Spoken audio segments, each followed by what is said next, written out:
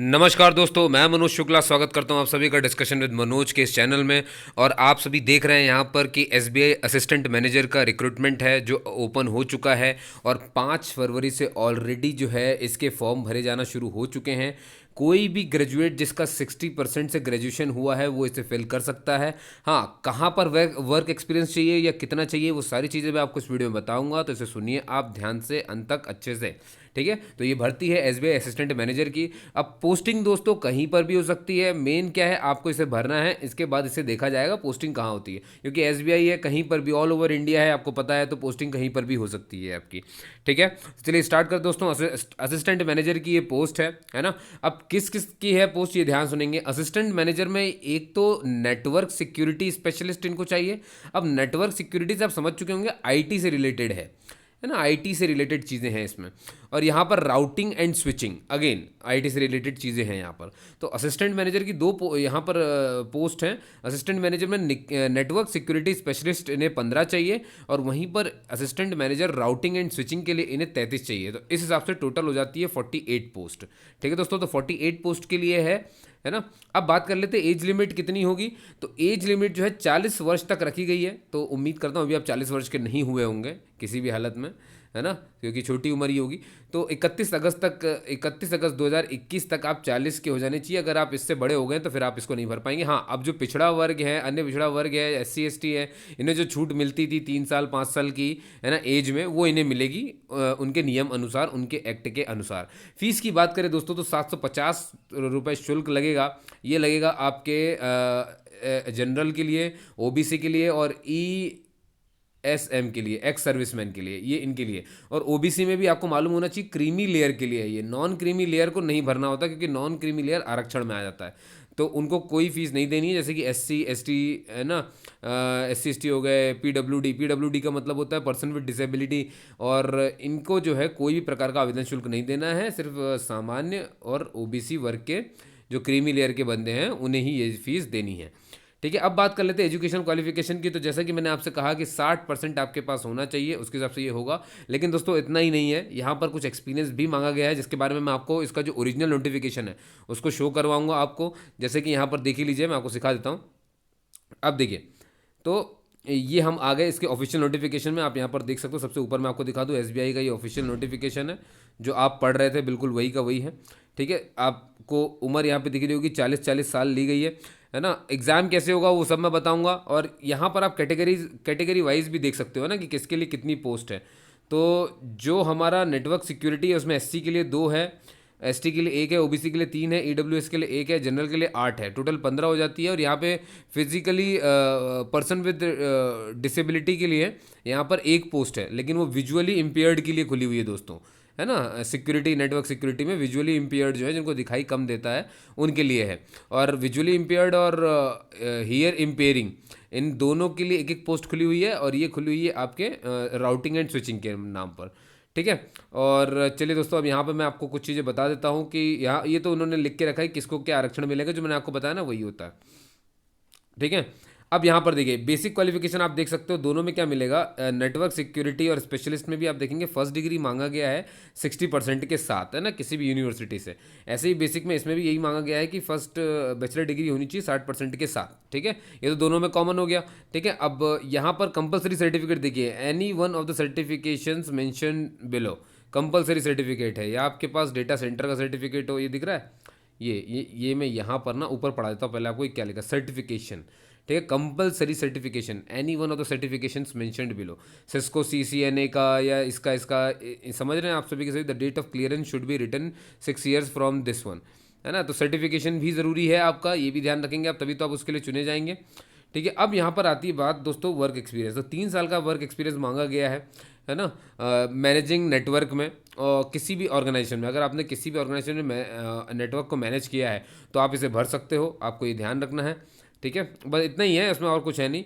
और डिज़ायर्ड यही कि अगर आपने बैंकिंग जैसे ऑर्गेनाइजेशन में या किसी IT सेक्टर यानी कि इन्फोसिस TCS में अगर 3 साल काम किया है तो भी जो है आप इसको, आपका वर्क एक्सपीरियंस काउंट किया जाएगा इसमें, है ना।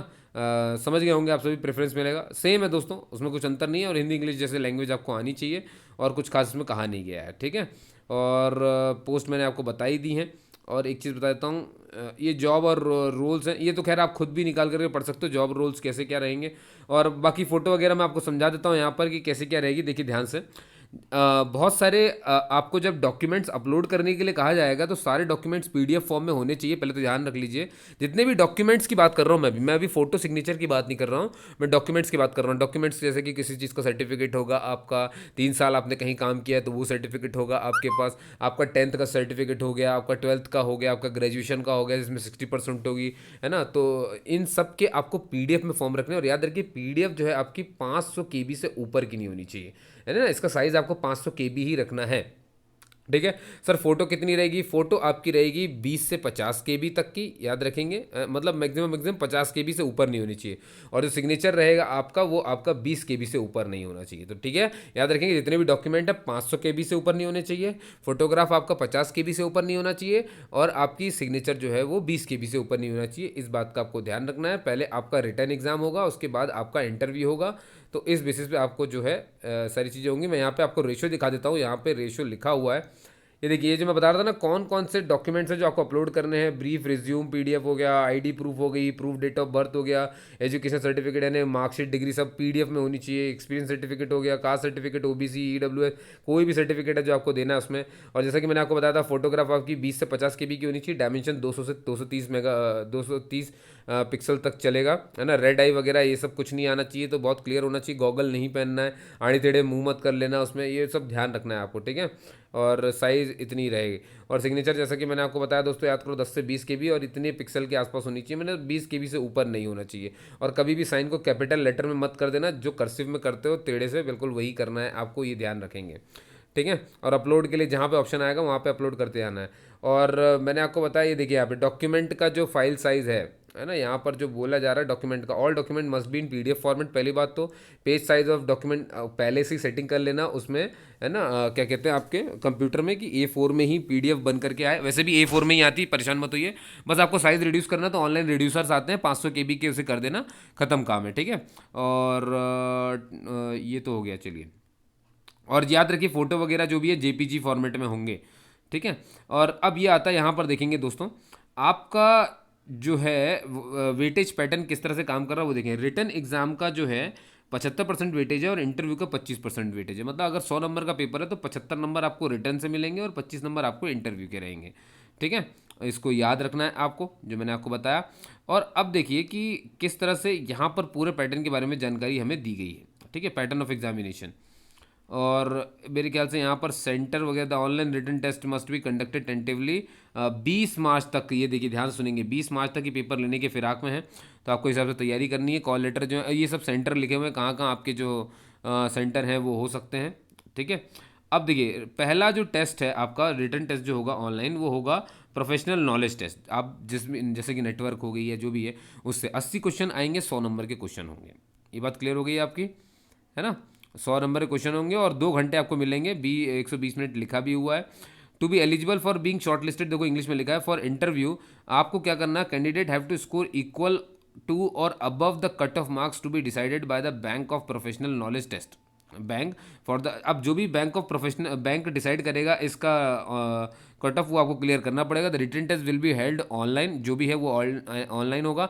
नेगेटिव मार्किंग आप देख रहे होंगे 1/4 के आसपास है, 1/4 कट जाएगा दोस्तों, तो ध्यान रखेंगे नेगेटिव मार्किंग नहीं करके आएंगे रॉन्ग आंसर पर, ठीक है। If number of application is less, bank reserve the right to consider selection of the candidates through shortlist and interview instead of online written and interview. मान लीजिए कि इसके लिए फॉर्म बहुत कम जाते हैं क्योंकि पोस्ट बहुत कम है, ठीक है ना, फॉर्म बहुत कम जाते हैं, तो हो सकता है ये एग्ज़ाम, ये अथॉरिटी यानी एसबीआई इसका पूरा हकदार है कि वो रिटर्न एग्जाम को कैंसिल कर दे, क्योंकि जब ज़्यादा जनसंख्या होती तभी रिटर्न लिया जाता है। जब जनसंख्या कम रहेगी पेपर देने वालों की, तो फिर ये इंटरव्यू सिर्फ कंडक्ट कराएंगे और आपको बुला लेंगे, ठीक है। और याद रखें आपको कि जो the final merit list will be arrived at after aggregating the marks out of 100 marks and interview out of 25 marks, weightage of score will be as under, ठीक है। तो याद रखिए रिटन टेस्ट में आपको 75% और इंटरव्यू आपका 25% का वेटेज रखता है, ठीक है दोस्तों। कॉल लेटर वगैरह सब आपको पहुंच जाएंगे, और ये बस वो अनफेयर मीन है जो बताए गए हैं, ये सब वो सब, ठीक है। तो उम्मीद करता हूँ आपको ये चीज़ समझ में आई होगी। मैं अब आपको वापस यहाँ पे ले आता हूँ, तो आप समझ गए एजुकेशन क्वालिफिकेशन किस तरह से बटा हुआ है, रिटर्न और ये इंटरव्यू होना है, ठीक है। और कैसे अप्लाई करना वो समझ लीजिए। देखिए, तो ऑफिशियल वेबसाइट पे जाना, जो मैं आपको लिंक पर दे ही दूंगा, वहाँ पर जाकर के रजिस्ट्रेशन वगैरह करना है। जैसे फॉर्म भरा है ना, बिल्कुल वैसे भरना है, अगर आपने कभी बैंक का फॉर्म भरा है तो। ठीक है, फोटो साइन सब मैंने बता दिया आपको कैसे क्या रहेंगे। मेन तो आपको डेट याद रखना, 5 फरवरी से ऑन है, 25 फरवरी लास्ट डेट है। ठीक है, और मैंने बताई दी आपको 22 मार्च तक इसका पेपर हो जाएगा। तो दोस्तों, कैसा लगा ये वीडियो आप मुझे बता सकते हो। इस तरह के सारे वीडियोस के अपडेट्स के लिए आपको इस चैनल को सब्सक्राइब करके रखना है। ठीक है, मैं इसमें सारे ही फॉर्म्स के बारे में जानकारी देता हूँ, उनकी लास्ट डेट जब आता है उससे पहले उसका रिमाइंडर भी दे देता हूँ, तो आपकी सारी मदद करता हूँ। तो आपको मुझसे जुड़े रहना है इस सब का लाभ लेने के लिए। आपने मुझे सुना उसके लिए बहुत बहुत धन्यवाद दोस्तों। शेयर जरूर करिएगा इसे। तब तक के लिए जय हिंद।